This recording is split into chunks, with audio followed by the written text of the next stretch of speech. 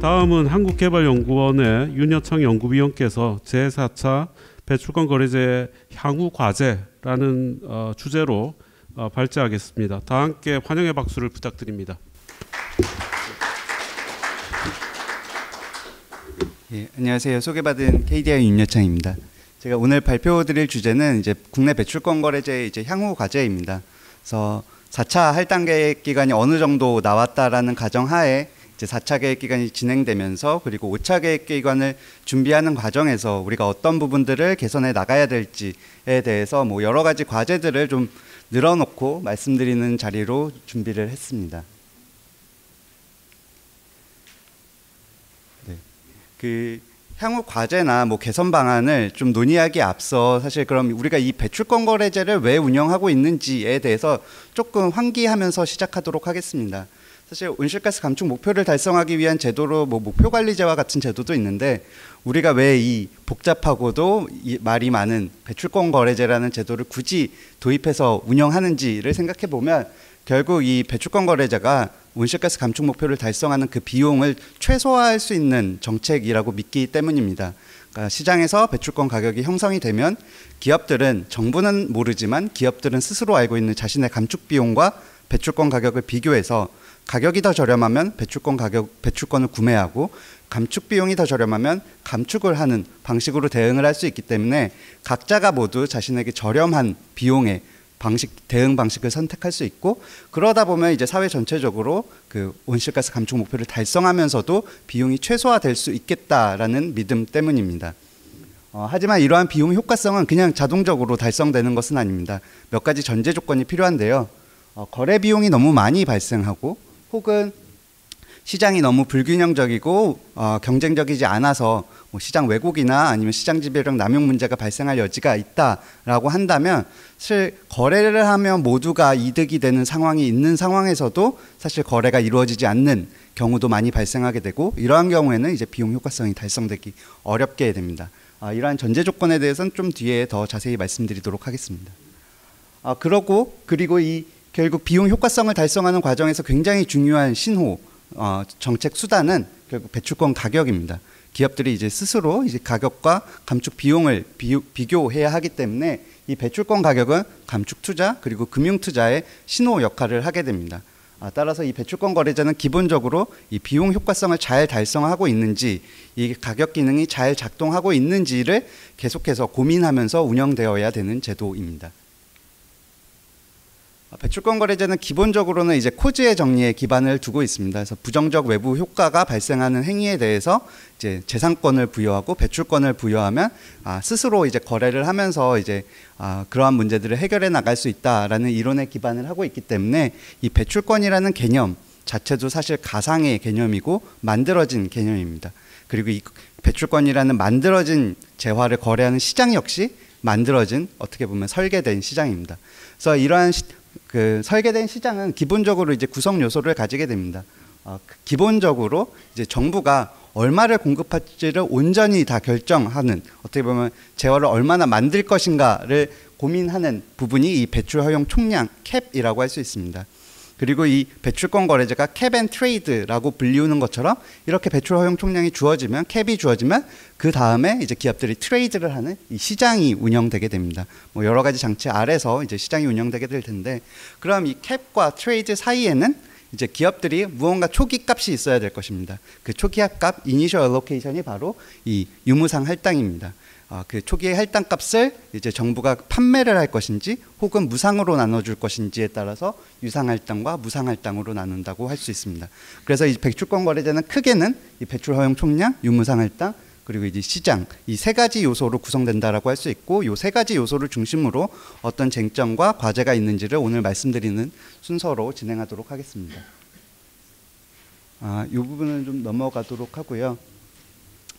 배출권 거래제는 이제 그러니까 탄소에 대해서 가격을 책정하는 제도인 만큼 탄소세와 많이 비교가 되는데, 이 탄소세의 경우에 이제 정부가 딱 가격을 결정해서 고정적으로 주어지는 제도라는 것과 달리 이 배출권 거래제는 기본적으로 이제 정부가 수량을 정하고 그 가격은 이 수량 내에서 시장에서 결정되는 특징을 가지게 됩니다. 그래서 시장 가격 자체는 기본적으로 태생적으로 불확실한 측면을 가지고 있는데, 특히 이제 정부가 정하는 이 배출 허용 총량이 매년 하나의 숫자로 주어지게 된다라고 하면 이 배출권에 대한 공급 곡선은 이제 굉장히 수직적인 형태를 취하게 됩니다.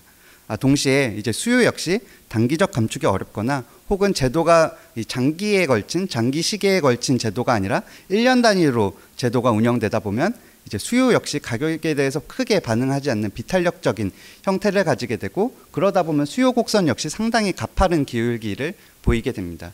수요와 공급 곡선 모두 이렇게 가파르게 기울기를 가질 경우에는 아주 작은 충격이 와서 수요 곡선이 조금만 움직여도 가격은 급변하는 굉장히 높은 변동성을 가질 수밖에 없기 때문에 이러한 형태의 시장에서는 예측 가능성이 좀 떨어지게 되고 어떻게 보면 가격 신호가 잘 작동하지 않을 우려가 있게 됩니다. 그래서 태생적으로 배출권 가격은 좀 불확실하지만 그럼에도 불구하고 어떻게 하면 이 수요 곡선을 조금은 완만하게 제도적으로 만들 것인지, 어떻게 하면 공급 곡선을 조금 완만하게 만들 것인지가 이제 배출권 시장을 설계하는 과정에서 고민하는 내용이라고 할 수 있고, 이 고민을 좀 같이 마음에 품고 오늘 내용을 진행하도록 하겠습니다. 그럼 이제 각 요소별로 좀 주요 쟁점과 과제를 좀 말씀드리도록 하겠습니다. 앞선 발표에서도 말씀 나왔던 것처럼 어떻게 보면 배출 허용 총량이 기본적으로 배출권 거래제의 모든 시작점이고 배출권 가격을 결정짓는 가장 중요한 요소라고 할 수 있는데, 그동안에는 이제 배출 허용 총량은 그냥 감축 목표, 국가 목표에 좀 연동되어서 설정되어 왔습니다. 그러다 보니까 이제 감축 목표를 설정하는 과정에서 많은 쟁점이 발생했었고, 배출권 거래제의 허용 총량을 결정하는 과정에서는 상대적으로 조금 논쟁이 덜 했었는데, 이번에는 이 두 개가 조금 약간 분리되는 형태를 취하게 되면서 어떻게 보면 이제 배출 허용 총량을 결정하는 데에 대한 고민이 결국은 감축 목표를 결정할 때에 대한 고민과 거의 같은 고민을 해야 되는 상황이 되었다고 할 수 있습니다. 그래서 배출 허용 총량을 줄이면 줄일수록 당연히 이제 국제적 책임 혹은 환경적 영향 측면에서는 긍정적일 수 있지만, 이 배출권 거래제라는 제도 자체만 딱 놓고 봤을 때에는 그 배출 허용 총량이 줄어들면 결국은 어떻게 보면 비용을 많이 부과하고 물가가 상승하는 요인이 될 수밖에 없기 때문에 고용에서 취약한 측면 계층들, 그리고 소득이나 소비 측면에서 취약 계층들이 더 큰 영향을 받을 수밖에 없고, 그러다 보면 이제 사회적 수용성도 좀 악화되는 상황이 발생할 수밖에 없게 됩니다. 다만 이 부분은 그래서 기본적으로는 그래서 이제 국제적 책임과 어떻게 보면 사회적 경제적 영향을 좀 균형 있게 설정하는 방식이 굉장히 중요할 텐데요. 다만 이거는 이제 배출권 거래제 자체의 문제라고 할 수 있고, 어떻게 보면 이렇게 얻은 그 배출권 수익을 어떻게 활용할 것인지 혹은 재정이나 다른 정책들을 어떻게 조합할 것인지에 따라서 이 배출권 거래제로부터 발생하는 좀 부정적 요인을 완화하거나 혹은 조금 더 나아가서 이제 성장과 혁신을 유인하는 방향으로의 모색도 가능할 수는 있습니다. 다만 이 모색은 사실은 공짜는 아니고 어느 정도 비용과 사회적 합의가 필요한 부분입니다. 일종의 어떻게 보면 이 부분은 조금 더 산업정책의 영역으로 가야 될 수밖에 없는 부분이기 때문에 단기적 비용과 장기적 혁신 사이에 대한 고민이 필요할 수밖에 없습니다. 그리고 이제 앞서도 잠깐 이야기가 나왔지만 국내 배출권 거래제에서 오랫동안 지적받아온 요인 중에 하나는 간접 배출에 대한 부분입니다. 어떻게 보면 해외와 달리 이제 국내에서 간접 배출을 배출권 거래제에서 포함하고 있는 가장 큰 이유는 전력 시장에서 전기요금이 충분히 탄소 가격을 반영하지 않다 보니 전력 시장에서 발생하는 왜곡이 배출권 시장의 왜곡으로 넘어온 경우라고 할 수 있는데요. 그러다 보니까 이 간접 배출을 제외하는 과정에서 사실 여러 가지 전제 조건이 붙습니다. 유상할당 100%나 혹은 전기요금의 확실한 반영이나 여러 가지 전제 조건들이 붙는데, 다시 좀 생각을 해볼 만한 부분은 그럼 이 간접 배출이라는 것이 배출권 거래제에는 어떤 영향을 미치는지, 이게 정말로 바람직한 것인지 혹은 부정적인 것인지를 좀 한번 고민을 할 필요는 있습니다. 기본적으로 이제 간접 배출이 포함이 되게 되면 기업의 한 가지 활동에 의해서 직접 배출뿐만 아니라 간접 배출도 같이 영향을 받기 때문에 경기 변동에 따른 배출권 시장의 변동폭이 훨씬 더 증폭되는 부분이 오랫동안 지적되어 왔습니다.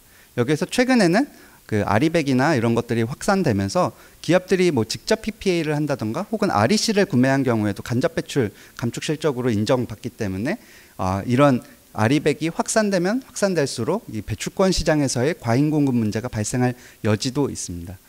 따라서 이 뭐 4차 계획 기간 혹은 5차 계획 기간을 앞두고 이 간접 배출을 어떻게 제외할 것인가에 대한 부분이 많이 검토가 될 텐데, 이 과정에서 사실 뭐 그 여러 가지 전제 조건뿐만 아니라 이 간접 배출이 배출권 거래제에 대한 미치는 영향에 대해서도 함께 고민을 해볼 필요가 있습니다. 그리고 이제 배출형 총량 관련된 마지막 그 과제 중에 하나는 결국 장기 계획에 대한 것입니다. 지금 사실 이제 4차 계획 기간 26년부터 시작될 예정이니까 한 뭐 8개월, 9개월 정도 남은 상황인데, 아직 사실 4차 할당 계획에 대해서 명확한 수치를 기업들은 모르고 있는 상황입니다. 따라서 사실 시장의 예측 가능성이 굉장히 떨어지는 상황이라고 할 수 있는데, 뭐 해외처럼 감축 개수를 이용하거나 혹은 10년 단위로 롤링하면서 이제 장기 계획을 공고하는 방식도 여러 가지 방식을 활용할 수 있기 때문에 특히 이 장기 온실가스 감축 경로에 대한 입법이 내년 2월로 예정되어 있는 상황이기 때문에 이 부분과 좀 연동되어서 배출 허용 총량의 장기 계획을 결정할 필요가 있습니다. 다음으로 이제 유무상 할당에 대한 이야기입니다. 사실 어떻게 보면 배출 허용 총량이 시작점이라고 할 수 있고, 어떻게 경제학자들은 아무래도 배출 허용 총량에 좀 더 집중하는 측면이 있지만 사회적으로는 조금 더 유무상 할당에 대한 부분이 많이 논쟁이 되는 것 같습니다. 누군가는 공짜로 배출권을 나눠주기 때문에 이제 감축 노력이 발생하지 않는다라고 이야기하기도 하고, 누군가는 뭐 유무상 할당은 중요한 게 아니고 사실은 배출 허용 총량이 핵심이지 시장에서 충분히 경쟁적이라면 배출권 가격과 유무상 할당은 상관이 없다라고 이야기를 하기도 합니다. 근데 이러한 그 논쟁에 어떻게 보면 그 중요 포인트는 결국은 이 유무상 할당이 배출권 가격에 실제로 영향을 미치는가에 대한 부분입니다. 바꿔 말하면 이제 우리가 배출권을 초기에 어떻게 할당하는가가 정말로 배출권 가격에 중요한가에 대한 이야기이고, 이걸 다시 이제 코즈 정리로 돌아가서 생각해 보면 우리가 이제 독립성 속성이라는 인디펜던스 프로퍼티라는 것을 만나게 됩니다. 이거는 기본적으로 몇몇 가지 전제 조건 하에서는 이 초기 할당값은 배출권 가격에 결과적으로 영향을 미치지는 않는다라는 이야기인데, 다만 여기서도 몇 가지 전제 조건이 필요합니다. 그리고 이 전제 조건은 아까 맨 처음에 말씀드렸던 이제 배출권 거래자가 비용 효과성을 달성하기 위한 전제 조건과 동일합니다. 거래 비용이 낮아야 되고, 뭐 기회 비용이 정말로 기회 비용으로, 회계 비용이 아닌 기회 비용으로 작동할 수 있어야 되고, 시장이 충분히 경쟁적이어야 한다. 그러니까 이 세 가지 조건이 만족이 되면 배출권 거래제도 비용 효과성을 달성할 수 있고, 그 유무상 할당도 배출권 시장에 영향을 미치지 않게 됩니다. 뭐 해외의 경우에는 이제 뭐 EU 같은 경우에 이제 몇 가지 연구 사례들이 있는데, 기본적으로 어느 정도는 유무상 할당이 그 영향을 미치지 않는다라는 연구들이 있습니다. 영향을 미치더라도 아주 일부분 영향을 미칠 것이다라는 이야기들이 있는데, 국내 배출권 시장을 생각을 해보면 뭐 아직 많은 연구들이 있지는 않지만 추측컨대 기업들이 한번 할당을 받으면 잘 그 시장에 팔려고 하지 않는 걸로 봐선 거래 비용이 좀 높은 것 같고, 그 전력 도매 시장이 기본적으로 가격 입찰제가 아닌 변동비 평가 시장이라는 점을 생각해 보면 여기서 이제 회계 비용으로 의사결정이 이루어지기 때문에 여기서 뭔가 왜곡이 있을 것 같고, 시장 구조도 좀 더 뒤에 자세히 말씀드리겠지만 굉장히 불균형적이기 때문에 완전 경쟁은 전혀 아닌 것 같고, 그렇게 생각을 해보면 전제 조건이 하나도 만족이 안 될 것 같으니까 아마 유무상 할당이 영향을 미칠 여지가 굉장히 높아 보입니다. 다만 이때 뭐 선택할 수 있는 옵션은 두 가지가 있을 겁니다. 유무상 할당이 영향을 미치니까 유상 할당을 늘려야 된다라고 이야기할 수도 있을 것이고요. 또 반대쪽에서는 사실은 이 유무상 할당이 영향을 미치는 그 이 요인들, 이 전제 조건들이 만족되지 않는 부분은 실제로 배출권 거래자가 비용 효과성을 달성하지 못하는 요인이기도 하기 때문에 이 전제 조건을 먼저 우선적으로 해결해야 된다라고 이야기할 수도 있을 겁니다. 사실은 뭐 두 가지 다 선택할 수도 있겠죠. 근데 이제 그 그러니까 유상 할당을 늘려야 된다라는 주장에 비해 좀 후자의 이야기는 많이 언급되지는 않았던 것 같아서 오늘 좀 이야기를 가지고 왔습니다. 시장 구조도 사실 굉장히 이러한 부분의 측면에서 중요합니다. 그래서 아까 앞선 발표에서도 이야기가 나왔지만 기본적으로 이제 유상 할당 비중이 10%라고 하지만 발전 부분은 거의 10%고요. 산업 부분은 대부분 무상 할당이 되어 왔습니다. 그러니까 유무상 할당 비중에서 이미 차이가 있고요. 또 동시에 이제 부문별 감축 목표를 통해서 이제 업종별 그 조정 개수가 적용되어 왔는데, 이때에도 발전 부분의 경우 재생에너지라는 어떻게 보면 눈에 보이는 그리고 좀 상대적으로 감축 비용이 낮은 수단이 있기 때문에 발전 부분의 감축 목표가 높게 적용되어 왔습니다.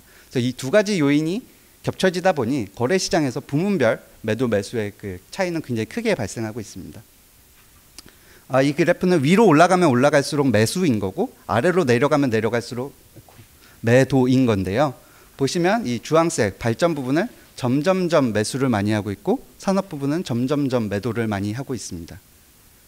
이런 상황에서 이제 4차 계획 기간 앞서 이야기해 주신 것처럼 감축 목표도 발전 부분이 훨씬 더 굉장히 높게 상향됐고요. 동시에 유상할당 비중도 빠르게 상향될 예정입니다. 그러면 아마도 이 부문별 매도 매수 차이는 굉장히 고착화될 가능성이 있습니다.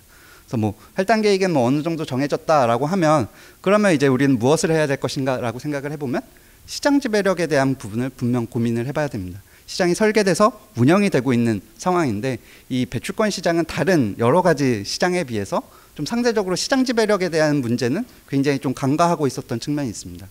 따라서 시장 지배력에 대한 감시 체계를 마련하는 것이 굉장히 중요할 것이라고 생각이 들고요. 동시에 무엇보다도 가장 중요한 건 이제 거래 비용을 어떻게 좀 낮춰줄 것인가에 대한 부분도 같이 고민이 되어야 될 것 같습니다. 그리고 또 앞서 이야기도 잠시 나왔지만 유무상할당 업종을 어떻게 설정할 것인가에 대한 부분도 굉장히 중요합니다. 그동안은 사실 EU ETS의 기준을 거의 그대로 가져왔지만 이 무상할당, 그러니까 무상으로 할당하는 게 디폴트냐 유상을 할당으로 하는 게 디폴트냐에 대해서 좀 의견은 있을 수 있지만 기본적으로 오염자 원칙에 따라서 유상할당이 디폴트라고 하면 무상할당은 사실상 기업에 대한 지원 정책이라고 볼 수 있습니다. 그럼 기업의 뭐 산업 경쟁력이든 어떤 산업 정책적 측면이든 다양한 이유로 지원이 들어가면 목표가 있어야 되고 거기에 대한 평가 체계가 있어야 됩니다. 그리고 목표를 충분히 달성하지 못했다라고 하면 무언가 수정이 있어야 될 텐데 사실 지난 10년간은 거의 그런 부분에 대해서는 좀 고민이 좀 적었던 것으로 보입니다. 따라서 유무상할당 업종을 어떻게 국내 실정에 맞게 설정을 할 것인지 그리고 여기에 대해서 어떻게 평가를 할 것인지에 대한 체계도 고민이 필요해 보입니다. 마지막으로 이제 시장 운영에 대한 부분입니다. 예, 최대한 빠르게 하겠습니다. 사실 3차 계획 기간 내내 가장 큰 그 이슈 중에 하나는 배출권 가격의 하락입니다. 그러니까 가격이 높으냐 낮으냐의 단순한 문제가 아니라 목표가 굉장히 높게 상향됐고 다른 국가들과 마찬가지로 목표가 굉장히 높게 상향됐고 여러 가지 정책들이 추진되는데 배출권 가격은 반대로 하락을 하는 추세를 보였다는 점이 배출권 시장의 오랜 문제로 지적되어 왔고 뭐 여기에 대해서 여러 가지 개선안도 마련되어 있는 상황입니다. 다 스킵을 하도록 하고요. 다만 이제 고민을 해봐야 될 부분 중에 하나는 지금은 가격이 굉장히 낮은데 지금 앞서 이야기 나왔던 것처럼 배출 용적량이 굉장히 빠르게 줄어들 추세이기 때문에 미래의 가격은 굉장히 높아질 여지가 있습니다. 그러니까 지금 가격과 미래 가격 차이에 사람들이 기대하는 가격 차이에 굉장히 큰 괴리가 있고 이런 상황에서 발생할 수 있는 가장 큰 문제는 기업들이 배출권을 받으면 팔지 않는 예비적 저축 요인이 과도하게 발생할 우려가 있다라는 점입니다.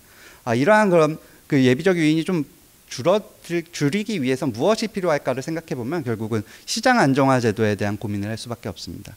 뭐 EU의 경우에는 수량, 뭐 영미권 국가들은 가격 기반으로 이제 배출권 공급량을 조정한다라고 할 수 있을 텐데요. 뭐 수량 기반이냐 가격 기반이냐는 어떻게 보면 그 발동 조건, 배출권을 언제 공급량을 조절할 것인가의 문제이기도 하지만 동시에 우리가 무엇을 안정화시킬 것인가에 대한 대상이기도 합니다. 그래서 오늘은 그 주로 가격 기반 시장 안정화 제도를 가지고 하는데요. 가격 기반 시장 안정화 제도 같은 경우는 결국은 가격이 아주 낮게 떨어지지는 못하도록 제한을 하고 가격이 어느 일정 수준 올라가면 사전에 준비되었던 예비분을 추가 공급하는 방식으로 배출권 공급량을 늘리는 방식입니다. 바꿔 말하면 배출권 가격에 따라서 공급량이 바뀐다라는 점이라고 할 수 있고 이걸 다시 생각해 보면 맨 앞에 보여드렸던 그 수직적인 공급 곡선에서 좀 우상에 향하는 공급 곡선의 형태로 배출권 거래제가 변화해야 한다라는 의미이기도 합니다. 즉 어떻게 보면 가격을 단순히 안정화시키는 것뿐만 아니라 안정화 제도뿐만 아니라 이 그 가격 기반 시장 안정화 제도는 사실은 유연성을 더해주는 제도라는 점에서 현재 국내 배출권 거래제에서 굉장히 필요한 제도 중 하나라고 할 수 있습니다. 네, 오늘 제 발표는 여기까지고요. 요건 약간 요약한 부분입니다. 감사합니다.